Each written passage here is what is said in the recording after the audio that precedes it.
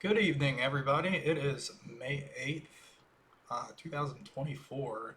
I'll be giving you a quick weather brief concerning Georgia, Northwest Georgia, the Atlanta metro area, and the Southern Plains. For the record, I am a little tired, and I'm not the best at making these videos, so you gotta excuse me if I'm a little funky. Alright, so right here we have our satellite presentation with the infrared satellite. That stacked low I was speaking about earlier today is still existing. Do I have my tool open, my writing tool?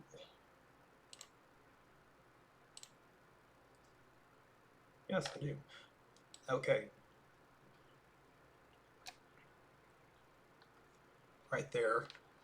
And you have multiple shortwave troughs rotating around it, which is causing the lifting mechanism for this very unstable air that's right around here. We'll take a look at the surface analysis here in a little bit. But right now, you have sort of a QLCS, excuse me, forming right around Arkansas, Missouri, and Indiana into Texas right here. Y'all remember when I changed colors with this? I do. Be nice. And you have what seems to be a gang of supercells that are forming over Tennessee and northwest Georgia. And last time I took a look at the radar, it was looking like it was creating an MCS, but take a... Oh, wow. Look at that debris sig. Let's pause it. Right here.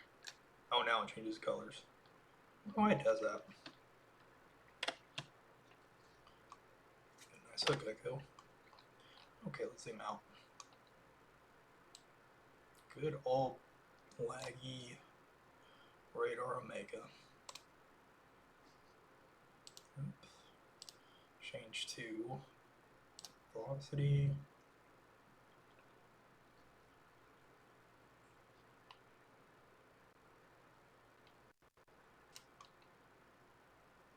Back up. I'm just waiting for this to load, sorry. There we go. Come on.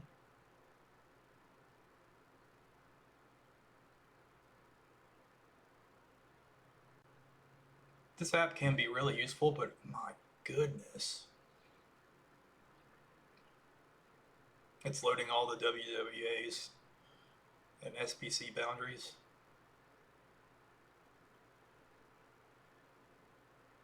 Okay, so you have a couple tornado warnings out for in Alabama and into northwest Georgia. Pickens County, I believe. I believe that's what's north of Gordon County.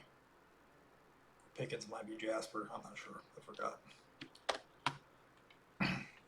So what you're going to expect is these storms, what they're going to do is they're going to essentially move this way towards Atlanta. And they will be bringing their strength with them. And I want to take a look at what the National Weather Service has to say. But first, let's take a look at the surface analysis. You can see very moist air at the surface.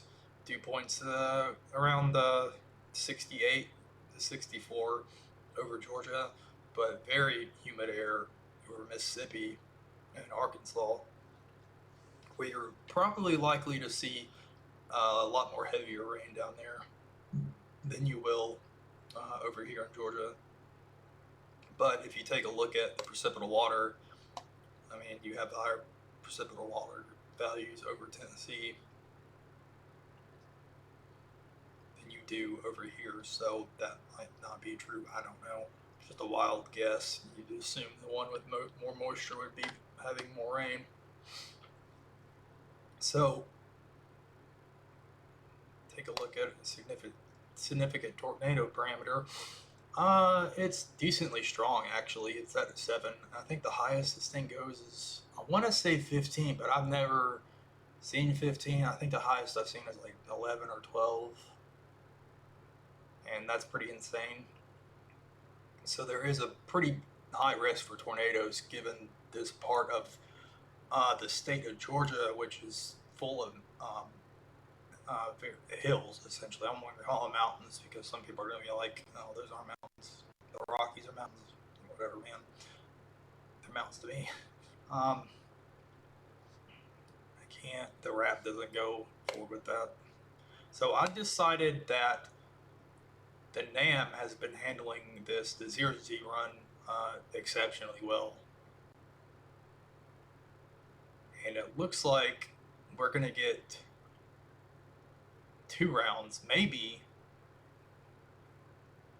2 if we're real unlucky, but me personally, I live right here, so I'm probably getting 2 rounds.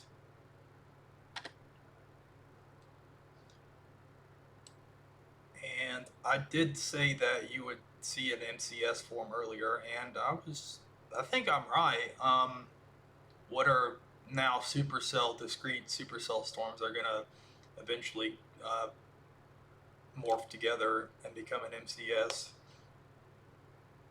and they move south into the ocean, and they dissipate when the sun rises in the morning. Okay, let's see what the National Weather Service has to say, because it was something pretty good, actually. There it is. So low-level wind shear is around 20 to 25 knots around Middle Tennessee, and you have outflow boundaries from the storms earlier today that are lingering about. That, along with the low-level wind shear and deep layer bulk shear from 30 to 40 knots, and surface base Cape values from 2,000 to 2,500 joules per kilogram, has been good enough for development for discrete supercells at this time of the writing. As outflow propagates south and east into more unstable air far from North Georgia, it will promote this development of scattered thunderstorms. The 0 to 1 kilometer storm relative helicity values in the area will range from 100 to 150 meters squared over second squared. I'm not sure what that measurement is, to be honest. Some of this stuff is kind of woo, ever since college. So any storms that do form over Georgia are likely to be severe, and there's a chance of tornadoes, pretty decent risk.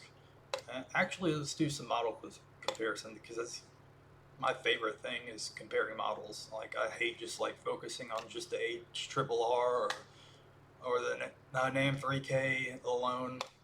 It's really no good to do that. Okay, so they agree.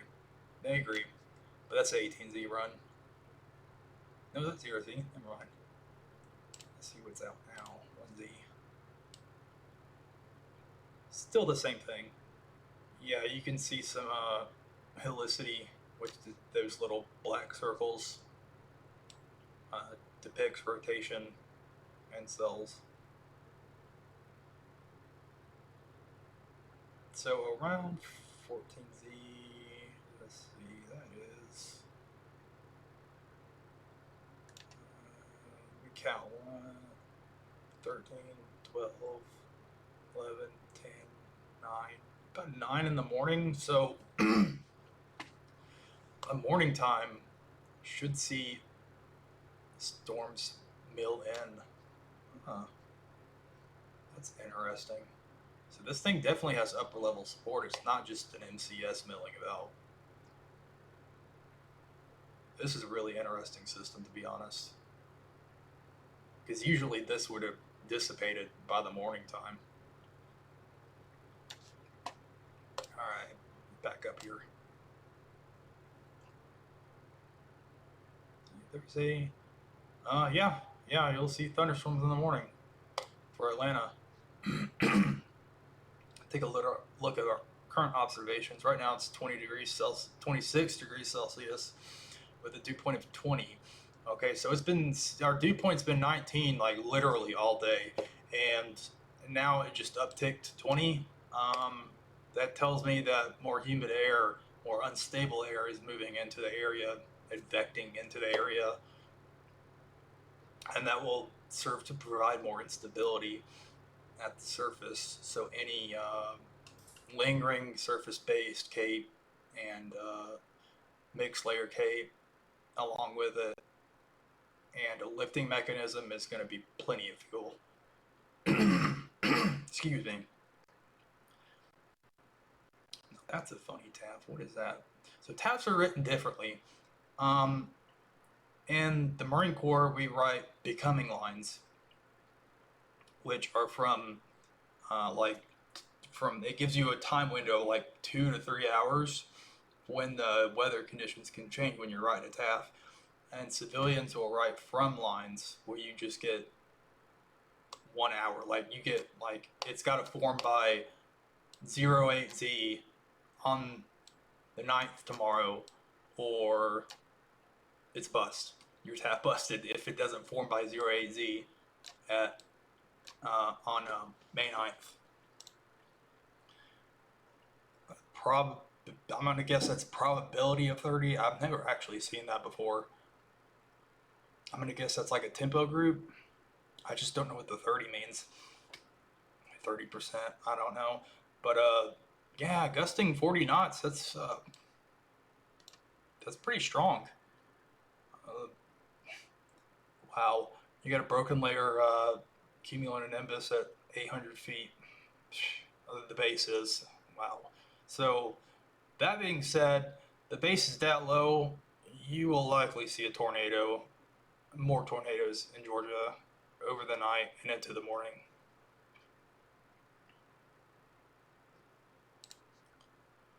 We'll take a look at tropical weather here in a little bit. I'm not going to go over too much there just because the models have been, the GFS and the NavGem have been like flip-flopping every 2 runs, 1 or 2 runs. Like one will be like, oh, the cyclone's going to form, and then the other one will be like, oh, the cyclone's going to form, and the other one will be like, nah, it's not, and they keep changing. So, I mean, I guess you can call that consistency somewhat. Let's see what I have open here that I haven't discussed yet. Anything in here?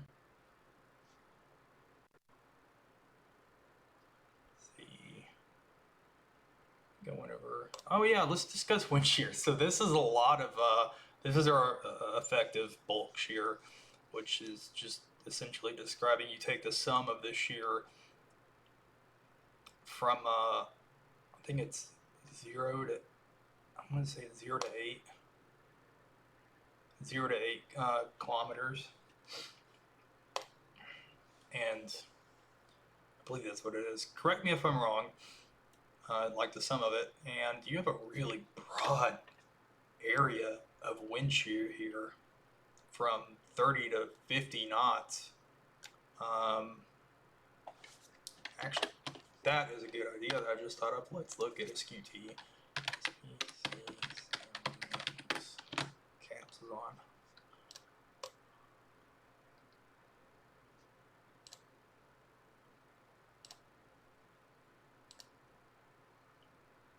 So here is our 0Z sounding, which is probably released around 8 p.m.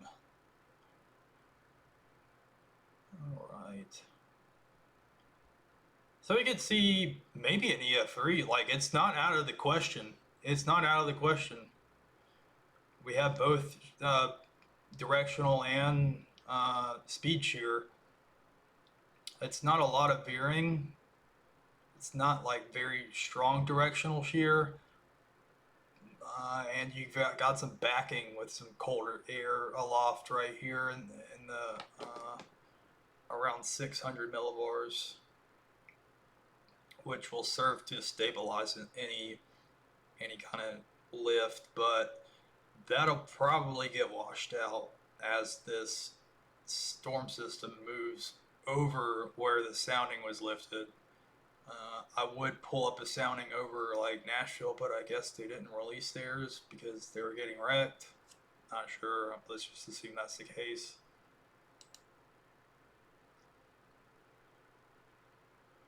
Look up here. Oh, that doesn't do any good. Oh, wow.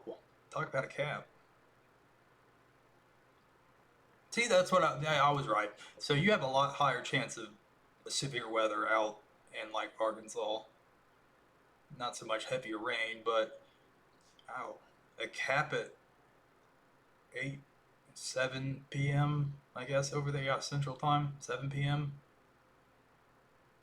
And I'm willing to bet that cap is already broken, and all this air below it is gonna go zing up like that, like releasing a basketball at the bottom of a pool. Imagine that. That's how this air is rising. That's how fast it is rising. I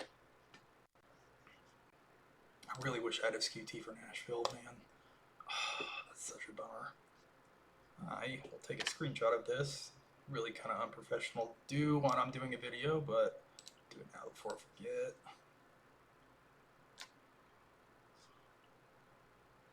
Okay, I'll do that, save it later.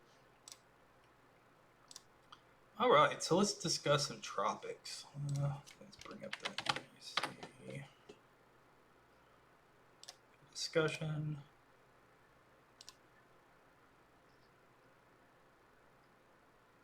So you have a monsoonal trough, a broad monsoonal trough.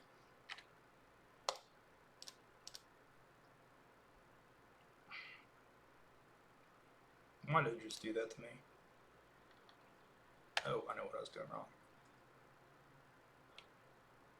Right here, and we'll take a look at the satellite so you can see it with, it makes a lot more sense when you just look at it, and I'll explain it to you, because low pressures are a lot different in the tropics than they are in the mid-latitudes. Please don't be glitchy. Ah, here we go. Now that's actually pretty promising. Look at that. You have great outflow here. So what you want in the tropics is anticyclonic outflow, which kind of looks like that. And at the surface, you want a tight rotation like that. So the storm, once a tropical cyclone becomes vertically stacked, it's able to breathe like an engine. I'd say it's like a reverse diesel engine, essentially. That's the way I like to think of it. But there is, I'm not sure if this convection behind it right here is associated with this monsoonal trough, but given the presentation of what I'm seeing right here, there is, I'd say you could probably be betting on a tropical depression forming. And the NavGem says just that. Around the 18th. About, let's see. It spit out my own. No, it doesn't. Oh, it's about 25, 30 knots. I think you need 34 knots for a tropical depression. So it's close. It's very close.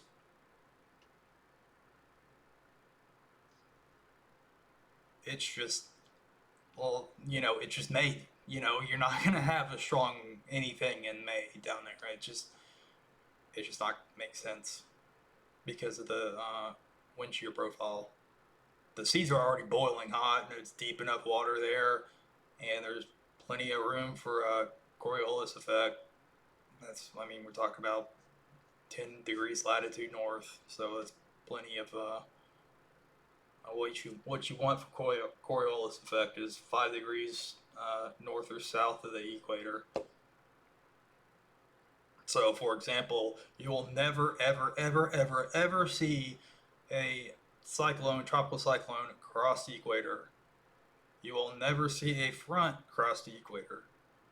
Ever. You will never see a front even make it near the equator. Okay? pretty clear? I want to make that clear because when I was in the Marine Corps, I'm going to tell a quick story here real quick. When I was in the Marine Corps, we would have this, for our field ops, we would get this thing called canned weather. And essentially we would get a bunch of people with brass, shiny, leaves on their shoulder, like majors and lieutenant colonels, that would just, or senior enlisted members that would tell us what to make up for weather. And one of them came up with, yeah, bro, the hurricane crosses the equator, and we got to figure out how to deal with that. And then we had to spend like 2 hours explaining to this guy that that's literally impossible. Yeah. So I've dealt with a lot of dumb stuff before. A lot of people scream about weenies on Twitter. I've seen a lot worse.